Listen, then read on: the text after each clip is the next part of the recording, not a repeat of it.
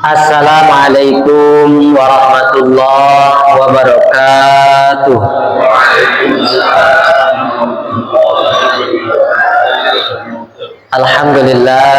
Alhamdulillahilladzi arsala rasulahu bil huda wa dinil haq liyuzhirahu 'ala dini kulli wa kafaa billahi shahida. Asyhadu an la ilaha illallah wahdahu la syarika lah wa asyhadu anna Muhammadan abduhu wa rasuluhu la nabiyya ba'da. Allahumma salli wa sallim wa barik ala Muhammad wa ala alihi wa ashabihi wa man tabi'ahum bi ihsanin illa yaumiddin, amma ba'du. Hadirin wal hadirat, bapak-bapak, ibu-ibu jamaah Masjid Al-Kautsar, puja dan puji syukur kembali kita panjatkan kehadirat Allah Subhanahu wa taala karena sampai malam hari ini kita masih diberikan nikmat dan karunia yang begitu besar, baik itu nikmat sehat, nikmat iman, dan juga nikmat Islam, sehingga dengan nikmat-nikmat ini kita bisa hadir dari rumah ke masjid ini pertama dalam rangka sholat maghrib berjamaah, dan insya Allah pada sholat maghrib ini kita lanjutkan kembali dengan salah satu kewajiban kita sebagai seorang muslim maupun muslimah, yakni thalabul ilmi. Bapak Ibu yang dimuliakan oleh Allah Subhanahu wa taala, kajian kita dilanjut kembali masih di surat Al-Baqarah ayat 94. Nah, Quran surat Al-Baqarah ayat 94.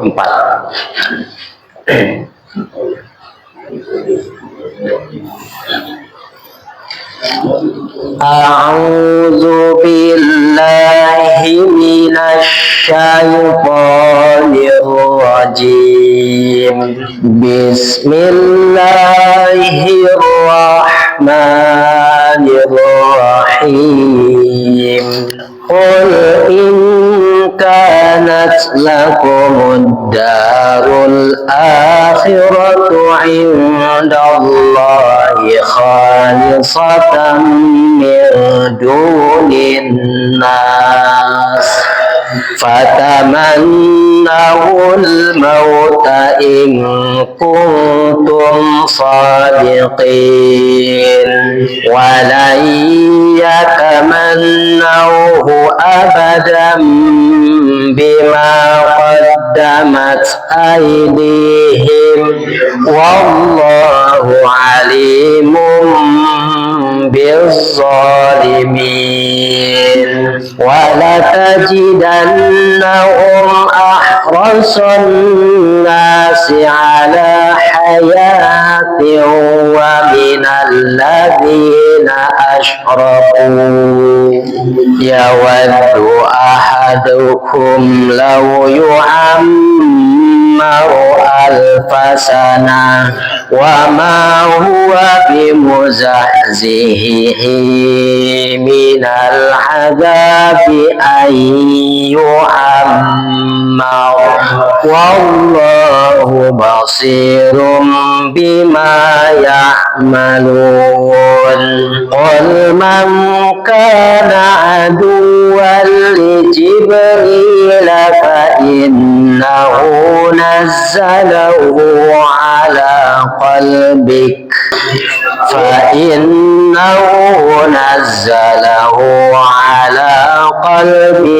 bi'idnillahi musaddiqan lima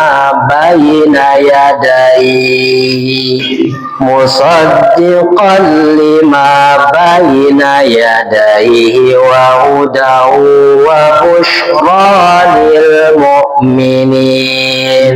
Man kana aduwwan lillahi wa malaikatihi malaikatihi wa rusulihi wa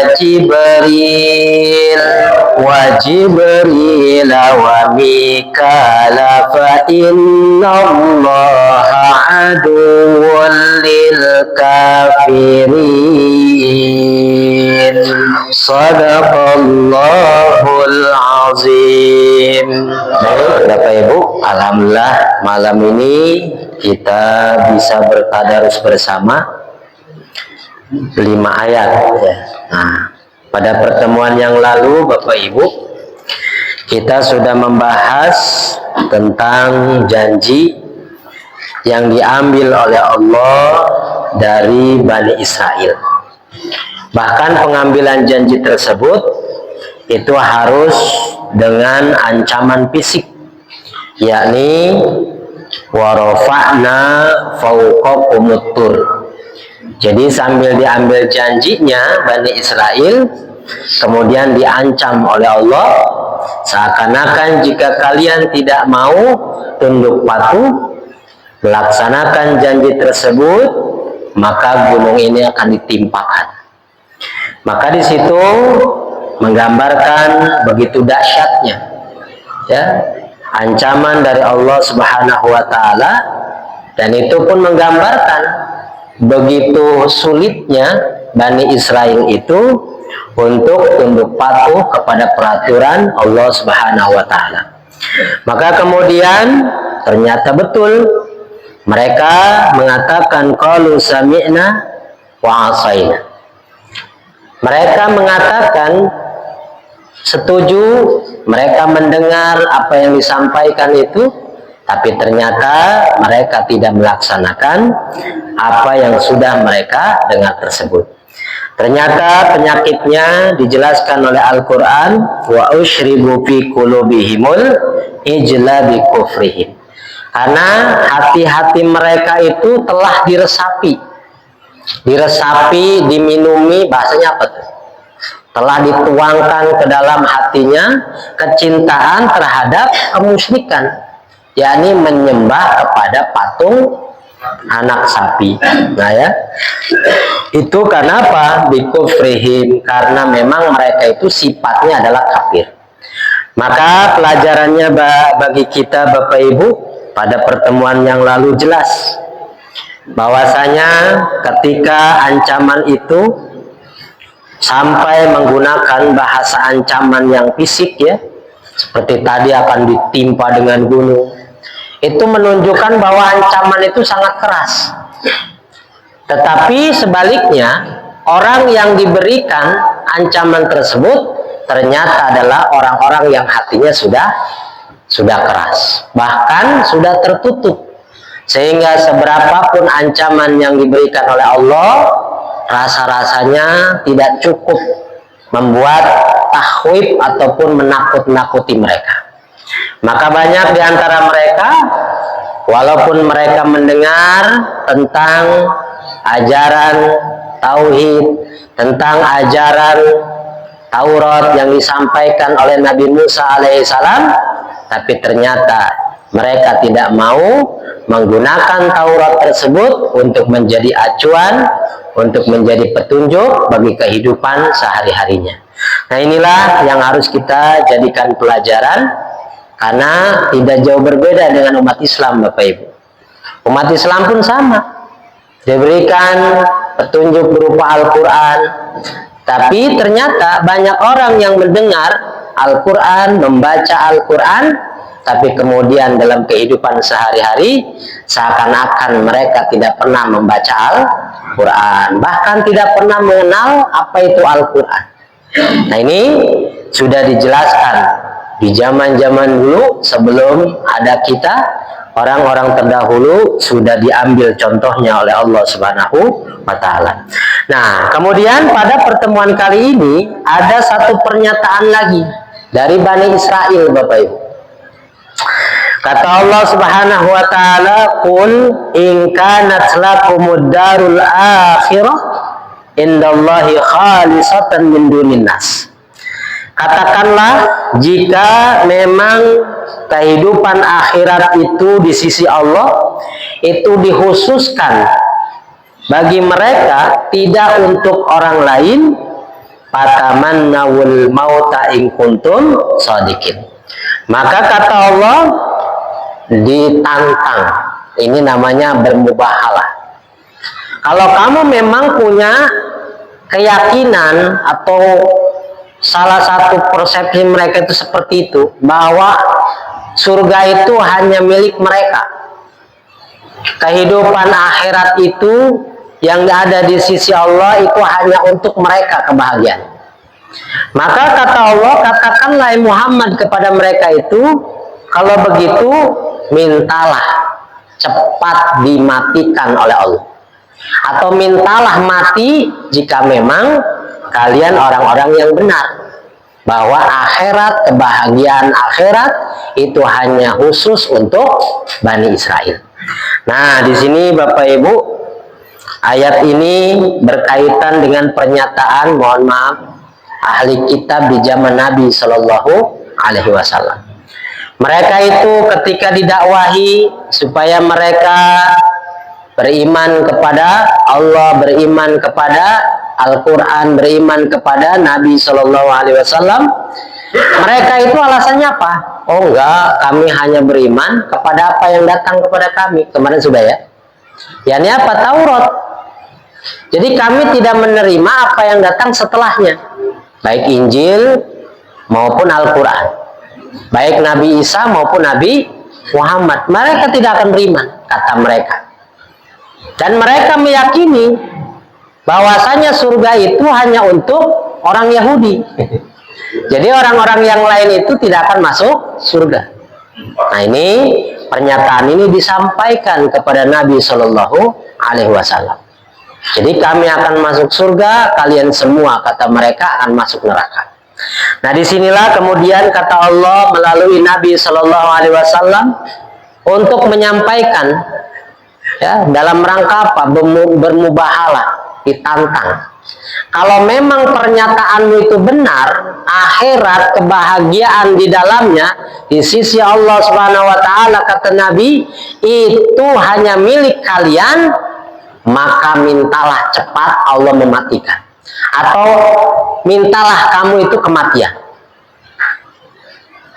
Maka mereka tidak ada satupun yang mau meminta cepat kematiannya. Padahal mereka meyakini bahwa kehidupan akhirat, kesenangannya surga itu hanya untuk mereka. Tapi kalau suruh mati, oke, hula. Kira-kira kita begitu nggak sih, Pak? Kadang-kala ada orang ya, Pak, ya, pengen masuk surga, tapi bagian suruh mati, wih, hula lah. Sebetulnya kenapa sih dia nggak mau mati, Pak? Karena orang yang nggak mau mati tersebut, walaupun dia yakin surga itu nikmat, surga itu penuh dengan kesenangan, tidak pernah ada yang sakit, kekurangan dan sebagainya itu di surga, diyakini. Tapi kalau untuk mati, waduh, orang kadang takut, nggak mau. Kenapa nggak mau? Sebetulnya di dalam hati kecilnya bukan nggak mau mati, tapi takut bahwa dirinya itu menerima bahwa dirinya banyak dosa. Yakin dalam hatinya bahwa surga itu ada, surga itu nikmat, diberikan kepada orang-orang yang beriman, yang beramal soleh. Tapi masalahnya kita ini termasuk nggak itu? Makanya disuruh mati, waduh. Masalahnya pas mati bener nggak ke surga gitu kan? Masalahnya apa? Dosanya banyak kita rasakan. Itulah. Ternyata orang Yahudi pun sama di zaman Nabi, ngaku bahwa surga hanya untuk mereka, kholisotan, dikhususkan untuk mereka, tidak untuk manusia yang lain. Tapi kalau disuruh mati, mereka nggak pernah mau. Kenapa? Karena mereka yakin mereka banyak melakukan dosa. Bahkan mereka telah melanggar peraturan yang disampaikan kepada mereka dari Allah Subhanahu wa taala. Nah, itulah. Maka kata Allah, wahai Muhammad, seakan-akan kalau itu pernyataan orang-orang Yahudi bahwa surga itu hanya milik mereka, maka sampaikan kepada mereka, mau nggak cepat mati? Ternyata mereka nggak mau. Maka dijawablah oleh ayat 95-nya, wala yatamannauhu abadan bima qaddamat aydihim. Ternyata pakainya lan, walan. Lan itu artinya apa, Pak? Tidak akan pernah. Kalau bahasa Inggris itu ada never, ada ever gitu ya. Kalau ever pernah, kalau never tidak akan pernah. Pak, minta maaf saya. Oh no, never. Oh, tidak ada maaf bagimu. Waduh, sadis itu. Jadi kalau sudah pakai lan berarti apa? Sudah tidak ada sinyal-sinyal bahwa orang ini ada mau, nggak ada. Walan, kata Allah, mereka orang Yahudi itu walan yatamannauhu abadan. Mereka tidak akan pernah mau pengen cepat mati. Kenapa? Bima qaddamat aydihim. Karena di hati-hati mereka itu diyakini mereka banyak melakukan perbuatan dosa. Ini sebetulnya gambaran buat kita, Bapak Ibu. Kita kadang yakin dengan kehidupan akhirat bahwa setelah mati kita akan dibangkitkan kembali. Bahkan kalau dilihat prosedurnya itu ya, itu kan kehidupan kita itu melalui minimal 5 tahapan kehidupan. Kehidupan pertama adalah alam ruh, yang dimana alam ruh ini tidak ada yang tahu kecuali Allah Subhanahu wa Ta'ala. Di alam ruh ini, ruh-ruh manusia itu akan dimintai apa? Ya, janji. Apa itu janji? Apa yang dimintainya itu? Kata Allah, alastu birabbiku, apakah aku ini Tuhanmu? Maka ruh-ruh itu akan menjawab, bala syahidna. Betul ya Allah, engkau adalah Tuhan. Jadi semua ruh itu sudah bertauhid kepada Allah Subhanahu wa Ta'ala. Baru setelah itu masuk tahapan yang kedua manusia. Di mana, Pak? Di alam rahim. Kalau orang sini bilang di alam, di Bali. Balinya itu di perut ibu. Makanya ada tuh, mau ke Bali enggak? Aduh, bosan saya 9 bulan di Bali. Lama amat ya kerja. Enggak, ternyata di Betung. Bali itu sama dengan rahim, kata orang sini ya. Nah, di rahim enggak langsung ujuk-ujuk masuk perut enggak. Tapi apa? Ada proses. Nanti prosesnya bisa Bapak Ibu dilihat di Quran surat yang ke-23. yakni Quran surat Al-Mu'minun ayat 12 sampai ayat 14, itu jelas. Pertama, manusia itu diciptakan oleh Allah, prosesnya 40 hari di perut, itu bentuknya nutfah, cairan. 40 hari genap, masuk 40 hari kedua, mau ke 80 kan?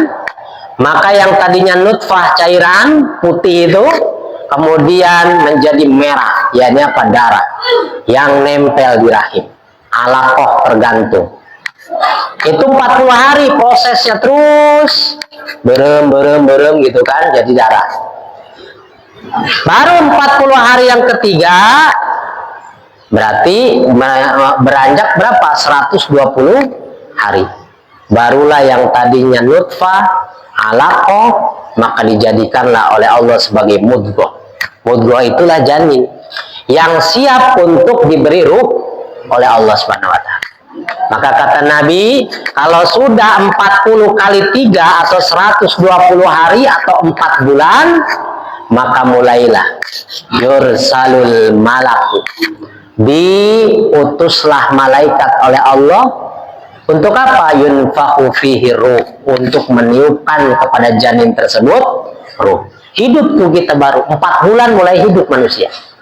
Maka kalau ada janin yang meninggal di perut 4 bulan umurnya, 5 bulan, 5 bulan setengah, 6 bulan, 7 bulan, dia meninggal di perut keguguran, maka pas dikeluarkan, kemudian diurusnya seperti jenazah manusia biasanya.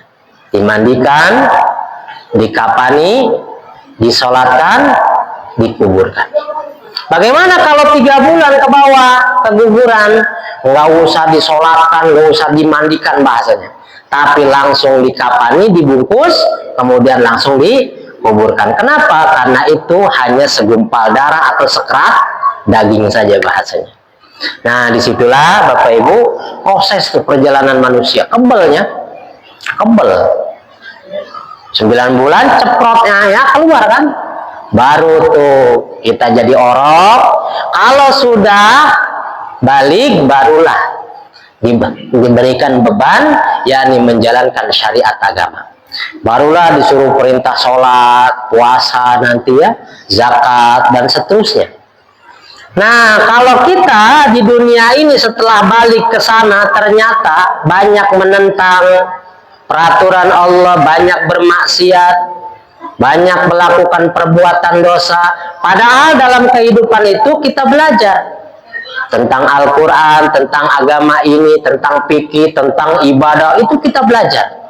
Tapi tidak sedikit dari manusia, walaupun sudah beriman, sudah muslim, tapi banyak yang tidak mau beribadah. Sholat embung, puasa komo, sodakoh mah. Ula-ula sodakoh, zakat aja kadang nggak mau. Oh beda, iya. Kalau sodakoh itu belum mencapai orang kaya, diperintahkan, dianjurkan kita untuk bersedekah biar jangan kalah sama orang kaya pahalanya. Tapi kalau sudah kaya itu bukan tawar-tawar lagi, wajib dia mengeluarkan zakat. Di zaman Abu Bakar itu yang gak mau mengeluarkan zakat diperangi. Kenapa? Itu salah satu rukun Islam ya. Jadi seperti itulah, kalau kita ini hidup ternyata banyak melakukan kemaksiatan, menyimpang dari ajaran agama kita ini, maka dalam hati kecil kita, walaupun kita yakin bahwa setelah kita mati itu ada kehidupan lagi, ada kehidupan alam kubur, kemudian akhirat, ada di situ tempat, ada surga, ada neraka, itu semua sudah kita pahami, tapi ternyata kita banyak digelincirkan oleh perbuatan syaitan. Akhirnya walaupun kita beriman, nggak percaya diri kalau mau mati, Pak. Paeh ya, ayo ngomong paeh kan neraka ulah-ulah ya. Mau berdosa. Coba, adakah di antara kita ini yang percaya diri, Pak? Wah, aing masih siap, aing merah BG paeh. Bohong ya, tak? Biasanya manu ayah saling suruh. Beslah didinya bayar tuh nukolot tihila tudi. Cek nukolot atuh di mana-mana ge. Mengorah heula lah karunya. Mau bajasa, padorong-dorong. Nah di sini bukan karena nggak percaya bahwa ada surga dan neraka, tapi masalahnya bima qaddamat aidihim, karena banyak perilaku kita yang melanggar peraturan Allah, banyak melakukan perbuatan dosa. Inilah yang membuat kita ketika meninggal tidak percaya diri, Bapak Ibu. Makanya rata-rata meninggal itu nggak pernah dikasih tahu sama Allah, dipaksa aja. Wes, naik mobil, pae, kerhees, pae, kerlempang, pae, kerkhutbah, pae, kersolat, pae, maksiat, pae, macam-macam. Nah, makanya mati itu nggak pernah dikasih tahu, nggak dikasih bocoran juga. Walaupun kata para ulama ada juga tanda-tanda dari 100 tahun itu kematian sudah ngasih tanda. Tapi kan rata-rata nggak ada yang tahu tuh. Jangankan 100 hari mau mati ya. Berapa menit saja mau mati, kadang orang belum tahu bahwa dia akan mati. Nah, disinilah Bapak Ibu, kalau ada yang bertanya kenapa manusia itu takut mati, tidak percaya diri dia mati menghadap Allah Tuhannya, karena bukan tidak percaya, tapi ternyata dia yakini bahwa dirinya banyak dosa. Disinilah Bapak Ibu termasuk apa yang dirasakan oleh orang-orang Yahudi, yang mereka dengan lantangnya mengatakan bahwa surga hanya milik mereka, bukan manusia yang lain. Tapi ternyata kalau urusan disuruh mati mah mereka nggak mau. Kenapa? Banyak dosa. Nah, wallahu alimum bizzalimin. Allah Maha mengetahui terhadap orang-orang yang menganiaya diri sendiri. Nah, Allah itu Maha tahu. Maka di sini Bapak Ibu, orang-orang Yahudi ini ya ada yang membanggakan tentang kelompoknya, membanggakan tentang sukunya, nenek moyangnya, garis keturunannya. Seakan-akan mereka itu adalah orang yang bisa selamat. Kenapa? Karena mereka adalah orang-orang yang dipilih oleh Allah. Manusia-manusia pilihan, suku yang dipilih, bangsa yang dipilih oleh Allah. Sehingga surga kata mereka hanya untuk mereka. Nah, sifat yang seperti ini jangan sampai ada pada diri kita, Bapak Ibu. Kita ini mendapatkan surga bukan karena kita ini turunan kiai, turunan ustadz, turunan habib, turunan apa lagi? Turunan syekh, turunan banyak lah ya. Nah, tapi surga itu bukan karena turunan. Tapi surga itu orang-orang yang dikasih kabar oleh Allah, wa basyiril ladzina amanu wa amilus sholihat anna lahum jannat. Jadi yang dikasih kabar bahwa yang akan menghuni surga bukan dilihat dari turunannya, golongannya, bangsanya, ya, atau kedudukannya, tidak, tapi yang akan menempati surga siapapun dia, orang-orang yang beriman dan beramal soleh. Artinya apa? Iman kepada Allah, kepada rukun iman itu, kemudian imannya dibuktikan dengan beramal soleh. Amalnya amal yang nyata. Bukan gini, kamu beriman, imanlah. Alhamdulillah, gini-gini juga saya. Keluarga mas semua juga santri, rajin pada ibadah. Saya doang yang masih belum, masih jauh dari hidayah. Hidayahnya udah ada di depan mata dia. Nah ya, jadi jangan harap kita walaupun turunan besar, marganya tinggi, mulia, tapi kalau kita tidak mau beribadah, maka celakalah kita di hadapan Allah Subhanahu wa Ta'ala. Maka disitulah pelajarannya.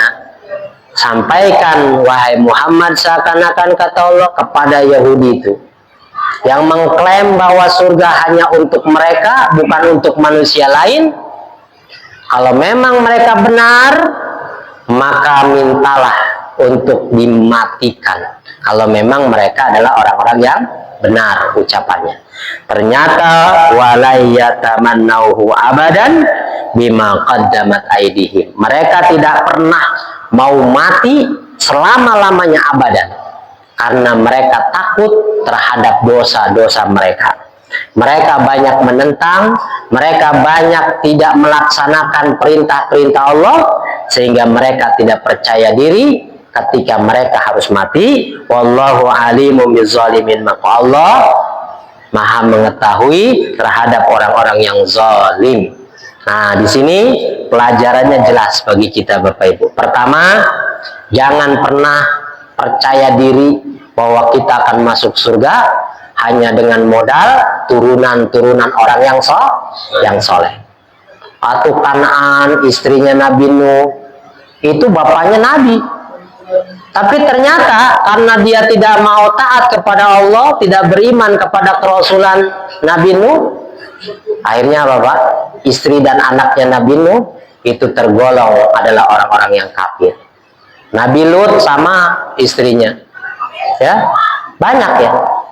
Itulah, maka walaupun mereka itu nempel keluarga dengan orang-orang yang soleh, bahkan Nabi sekalipun, kalau mereka tidak mau taat, tidak mau melaksanakan perintah Allah, menjalankan agama ini dengan baik, maka mereka tetap akan digolongkan menjadi orang-orang yang kafir.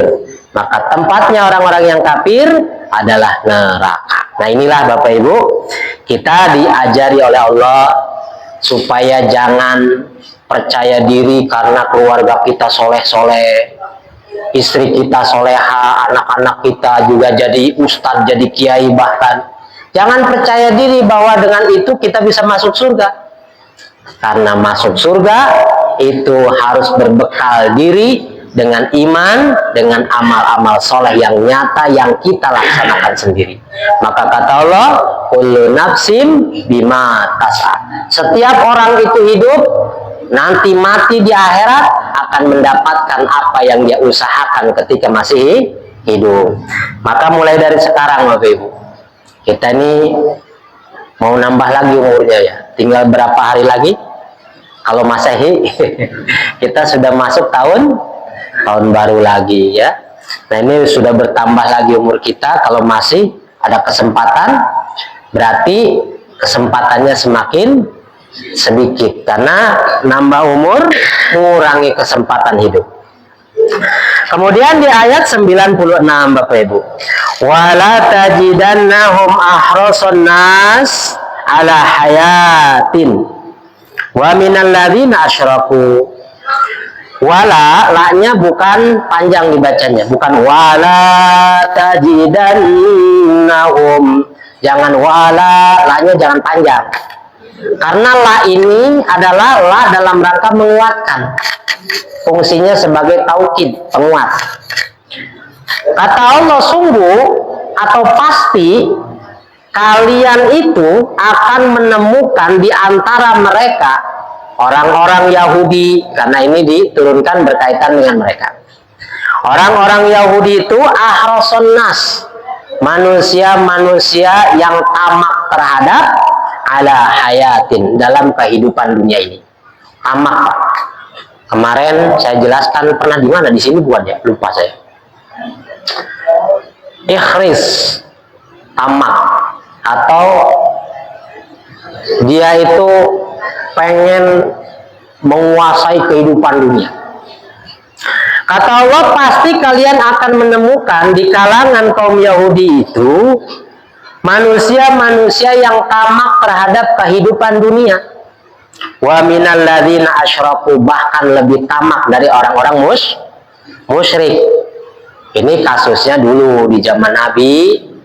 Jadi dijelaskanlah oleh Allah Subhanahu wa taala bahwasanya orang-orang Yahudi di zaman Nabi dulu itu ada di antara mereka itu manusia-manusia yang tamak terhadap kehidupan dunia, bahkan lebih tamak dari kaum yang menyembah berhala, kaum Khazraj, kaum Aus. Kenapa lebih tamak, lebih parah?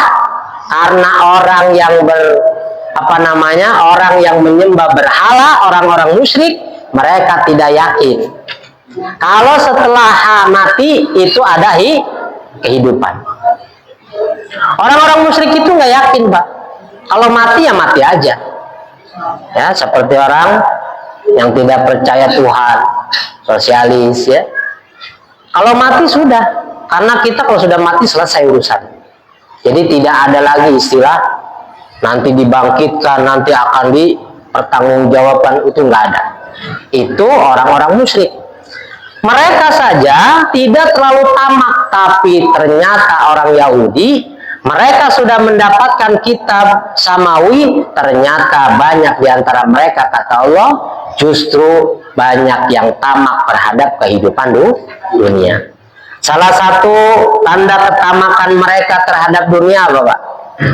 Ya, yawaddu ahaduhum, di antara mereka itu menginginkan lau yu'ammaru alpasana, pengen dipanjangkan umurnya berapa? Alpasana. Alfa, alpun. Alpasana berarti 1000 tahun. Jadi alfun 1000, kalau 2000 alpan, alpani. 3000 ya salah satu alaf, beda lagi ya. Kita kalau belajar bahasa Arab banyak bentuk-bentuknya beda. Satu beda, dua beda, banyak beda. Ngomong buku aja beda. Misalkan kitabun satu. Kalau dua kitab, kitabani isnani. indi kitaban isnani. Saya punya 2 kitab.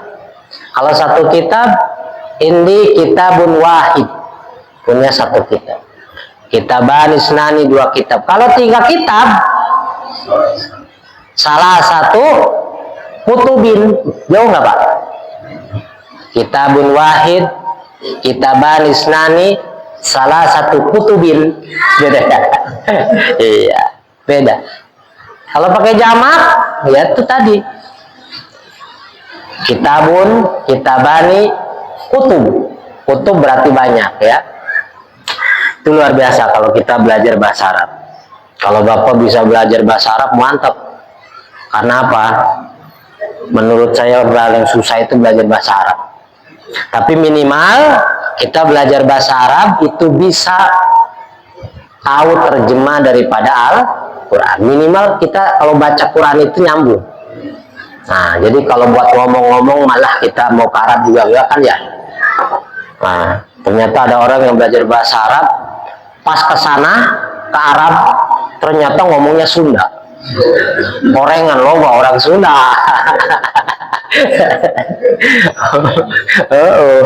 Orengan orang Sunda. Kok di Arab ngomongnya Sunda ya mah? Waduh, luar biasa itu orang Indonesia ya. Kata Allah, kalian pasti akan menemukan di kalangan mereka orang-orang Yahudi itu yang tamak terhadap kehidupan dunia. Di mana seseorang di antara mereka itu menginginkan supaya hidupnya itu 1000 tahun. Ini ungkapan Pak. Kalau orang menginginkan hidupnya panjang sampai 1000 tahun, kenapa? Itu ungkapan bahwa orang itu takut mati. Ironis memang, padahal apa? Mereka meyakini bahwa surga untuk mereka, tapi kalau urusan mati, mereka paling takut. Makanya doanya apa? Pengen umur panjang 1000 tahun. Nah, kira-kira kita kalau doa segitu nggak Pak? Ya Allah, berikanlah hambamu ini umur 1000 tahun. Capek amat ya. 100 tahun gak capek. Ini 1000 tahun babaturan nang seueuh kabeh. Oh, lu kenal juga. Iya. Saya lihat itu di medsos di Cina ya, tapi ada 2 nenek-nenek. Bedanya dikit, tapi sama-sama keriputnya nenek-nenek. Yang nenek satu ngasih permen, nenek yang satunya diambil sambil senyum. Ternyata pas dilihat tuh bacaannya di bawah, nenek-nenek itu yang satunya umur 135 tahun, yang satunya umur 80 sekian tahun. Ternyata nenek yang satunya itu emaknya nenek yang ini. Jadi 2 nenek-nenek itu emak sama anak. Emaknya itu panjang 136 tahun, anaknya sudah 80 sekian tahun. Nenek-neneknya sama. So, sampai begitu. Itu belum 200 Pak, udah peot. Makan udah susah. Lebaran juga mungkin udah nggak bisa makan daging. Nah, ini bayangkan kalau umurnya 1000 tahun. Waduh. Ini adalah ungkapan bahwa orang Yahudi itu membuktikan mereka itu takut mati, Pak. Takut mati. Tapi kalau udah takut mati, lawannya apa? Dia akan tamak terhadap kehidupan dunia. Atau bisa dibalik, kalau orang sudah tamak dengan kehidupan dunia, pengen menguasai dunia, maka salah satu yang paling dia takuti adalah mati. Kalau dalam hadis, namanya penyakit itu disebut penyakit wahan. Penyakit wahan itu cinta dunia dan takut mati. Itu memang sudah satu jodoh itu. Kalau orang sudah cinta dunia, sudah tamak terhadap dunia, tapi sisi lain pasti dia takut mati. Jangankan begitu Pak, kita gambarkan orang kaya saja, baru punya mobil baru. Coba kalau orang baru punya mobil baru itu dilus-lus terus Pak. Bangun tidur langsung lihat mobil. Belum juga platnya turun, di bawah jauh juga enggak, udah dielus-elus saja, takut ini, takut kena debu. Mau dilus-elus, mandiin lagi, dia nggak pernah mandi. udah mandiin. Itu kalau udah senang sama mobil, waduh, pokoknya dunia itu udah berbunga semua. Tapi di sisi lain kalau dia mati, sudah berpikir, wah mobil aing ditinggalkan. Nah, banyak orang yang kalau sudah cinta dunia, dia akan paling takut adalah mati. Padahal yang namanya hidup dan mati sudah pasti ada pada manusia. Jadi alladzi khalaqal mauta wal hayata liyabluwakum ayyukum ahsanu amal. Yang namanya hidup, mati itu adalah Allah yang menciptakan, dan Allah ciptakan itu sebagai bala bagi manusia hidup. Dan kalau bala sudah pasti adanya. Makanya urusan hidup, urusan mati itu hanya Allah yang tahu. Kita hanya diperintahkan istiqdad, artinya apa? Bersiap-siap saja, Pak. Makanya di Quran surat Al-Hasr, ya, itu disebutkan ayat 18 itu. Hai orang-orang yang beriman, bertakwalah kalian kepada Allah dengan banyak beribadah, ya. Dan hendaklah setiap diri itu melihat, kata Allah, bekal apa yang sudah dipersiapkan untuk persiapan mati. Dan Allah Maha mengetahui apa yang telah kalian kerjakan.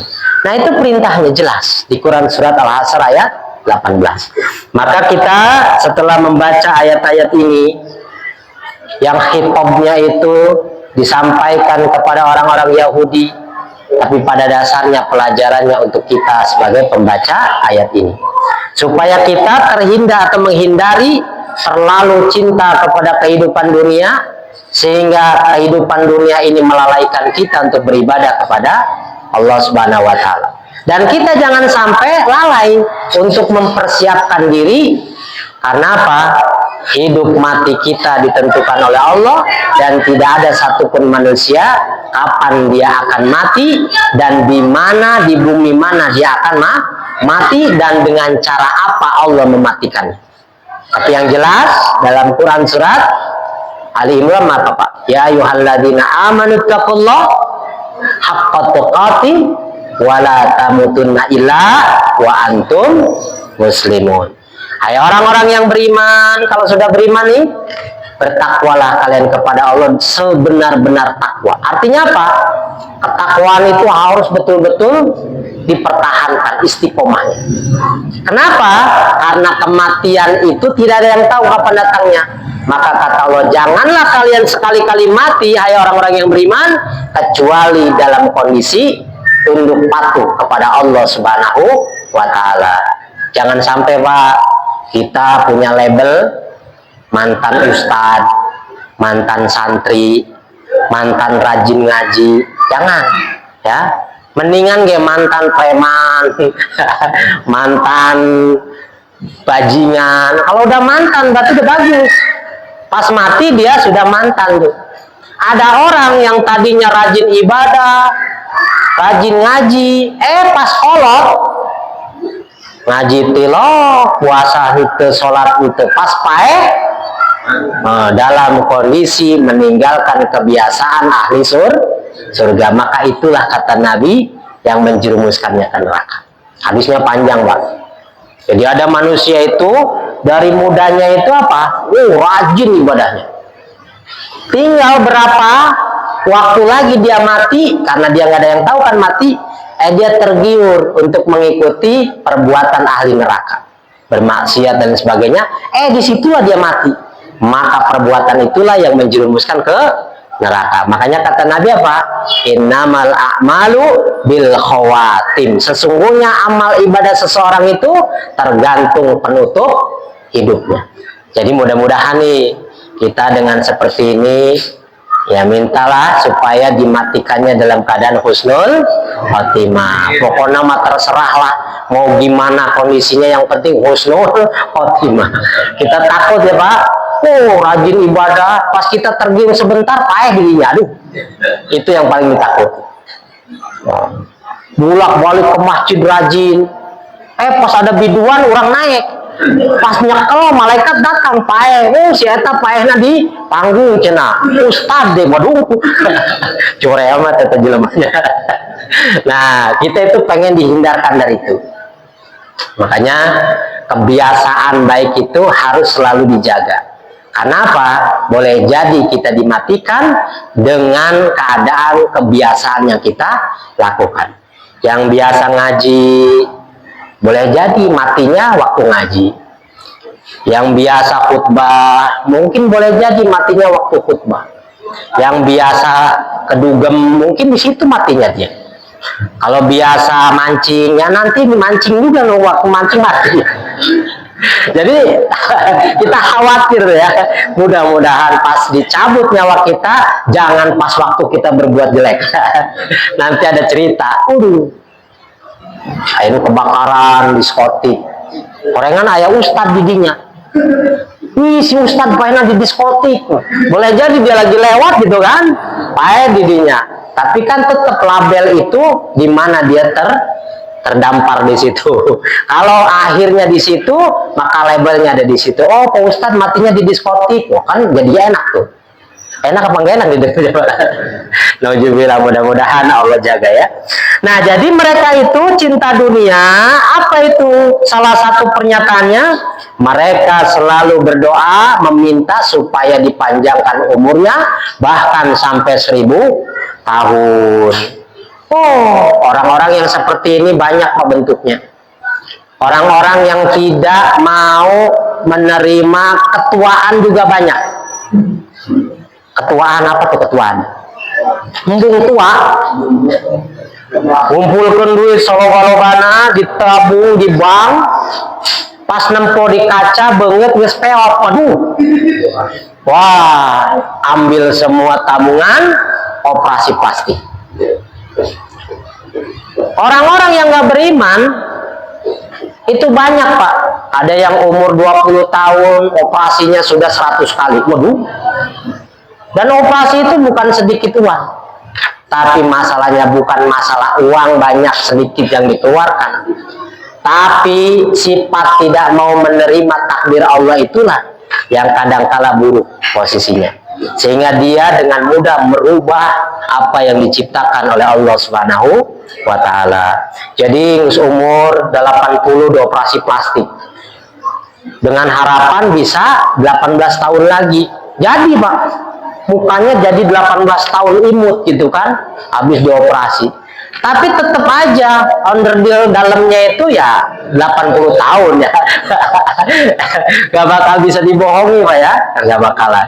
Nah makanya kita manusia ini gak usah lah mengikuti kebiasaan orang-orang kafir tadi. Karena apa? Kita ini semuanya mau taat apa? Mau suka mau tidak suka, kita akan mengikuti peraturan dari Allah Subhanahu wa Ta'ala. Suatu saat orang yang hidup pasti akan mencicipi kematian. Maka setelah mati itulah yang sebetulnya yang harus kita persiapkan. Sehingga apa? Kita bisa bahasanya percaya diri lah, bahwa kita termasuk orang-orang yang baik di sisi Allah Subhanahu wa Ta'ala. Tentu itu dengan usaha yang nyata. Bukan harapan, bukan ngejual nama besar, bukan menjual keluarga yang soleh-soleh, enggak. Ya, tapi setiap kita wajib hukumnya membekali diri masing-masing. Makanya kata Allah, wa ma huwa bimuzahzihi minal adzabi ayu ammar. Padahal kata Allah, orang yang dipanjangkan umurnya oleh Allah Subhanahu wa Ta'ala, panjang umur tersebut kata Allah tidak akan melepaskan dirinya dari azab Allah Subhanahu wa Ta'ala. Jadi orang kafir itu berpikir Pak, kalau panjang umur berarti lepas dari azab. Kenapa sih orang kalau berbuat jahat kabur? Niis kan? Niis di lubang jarum, niis di jerami, niis di mana loba? Terus berhari-hari, berbulan-bulan gak ketemu, wah seakan-akan itu bisa lepas dari hukum. Padahal ujung-ujungnya capek hidupnya, dia datang juga, kena juga oleh hukum itu. Nah disinilah orang yang beriman harus berbeda pemikirannya dengan orang-orang kafir. Karena panjang umur itu pun tidak akan melepaskan dirinya dari azab Allah ketika umurnya tidak digunakan untuk berbuat taat kepada Allah Subhanahu wa taala. Wallahu basirum bima ya'malun. Dan Allah Maha mengetahui apa yang mereka kerjakan. Itu jelas, Pak. Jadi kalau umurnya 1000 tahun, semakin banyak pertanggungjawabannya di hadapan Allah Subhanahu wa taala. Maka kata Nabi ketika ditanya, siapakah orang yang terbaik?